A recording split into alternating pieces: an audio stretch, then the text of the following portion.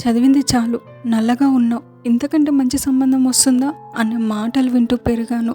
నా కలల కంటే నా చుట్టూ ఉన్న పరిస్థితులే పెద్దగా కనిపించాయి. నా ఇష్టాలు, కలలు ఎవరికి ముఖ్యం అనిపించలేదు. ఇష్టం లేకపోయినా పెళ్ళి జరిగింది. పెళ్ళి తర్వాత జీవితం మరింత కఠినంగా మారింది.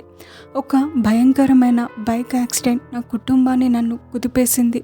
దానితో ఇక నా కలలన్నీ ముగిసిపోయాయి అనిపించింది. కానీ నేను ఓడిపోలేదు, పడిపోలేదు, ఏడ్చాను, కానీ ఆగిపోలేదు. మళ్ళీ లేచి నిలబడ్డాను.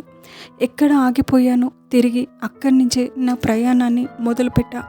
యాక్సిడెంట్ తర్వాత కూడా ఎలాంటి ఫిల్టర్లు, మేకప్లు లేకుండా ముందుకు సాగా. రీల్స్ చేశాను, సినిమాల్లో నటించాను, భయం అనే షార్ట్ ఫిల్మ్ చేసి బెస్ట్ యాక్టర్ అవార్డు కూడా అందుకున్నాను.